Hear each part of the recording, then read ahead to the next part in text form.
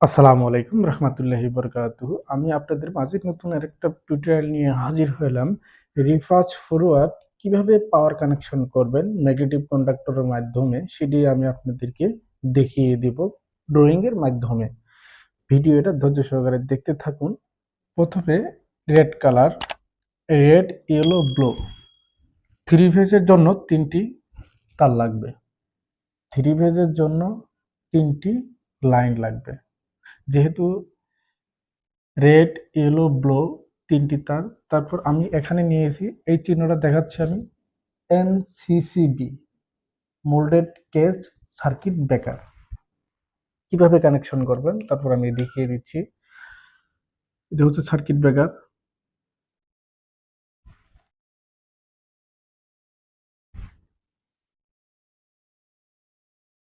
Circuit breaker connection হয়ে গেল।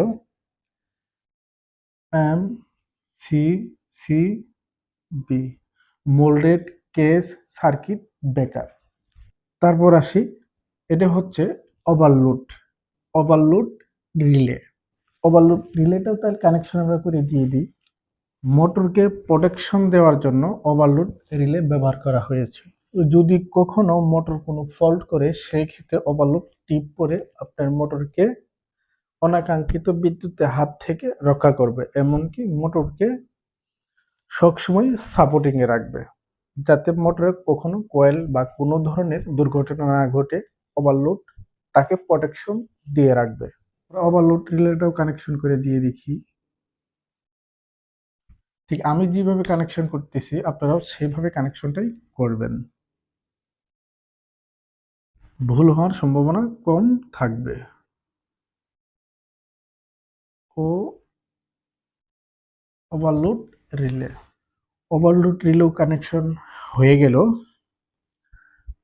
তারপর এখানে দুইটা ম্যাগনেটিক কন্ডাক্টর নেওয়া হয়েছে, একটা রিভার্স, একটা ফরওয়ার্ড। যদি ধরি এটা রিভার্স তাহলে এটা ফরওয়ার্ড। তাহলে আমরা ম্যাগনেটিক কন্ডাক্টরের কানেকশনটা করে দেখি। দেখবেন ম্যাগনেটিক কন্ডাক্টরের L1, L2, L3 লেখা থাকে পাওয়ারের ক্ষেত্রে। ঠিক সেইভাবে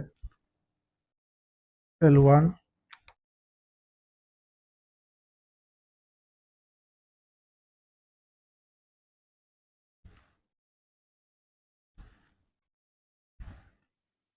ঠিক সেইভাবে লেখা থাকে। কিন্তু আউটপুটে ম্যাগনেটিক কন্ডাক্টরের লেখা থাকে L4 অথবা L1, দুটি লেখা থাকতে পারে। আমি আপনাকে বোঝানোর ক্ষেত্রে সেটাই লিখতেছি। L5, L6, L4, L5, L6 আমি চিহ্নিত করে রেখেছি। সেই ক্ষেত্রে তাহলে ম্যাগনেটিক কন্ডাক্টর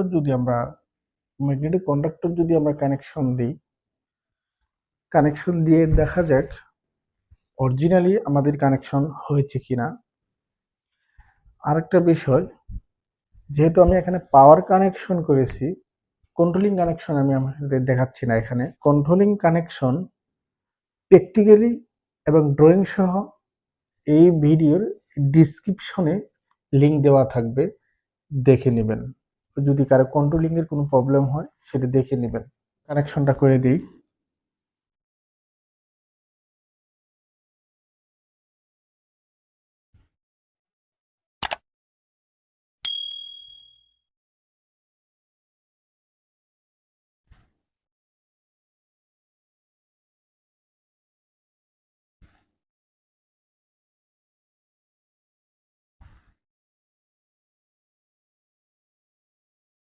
দুটা ম্যাগনেটিক কন্ডাক্টরের কানেকশন হয়ে গেল।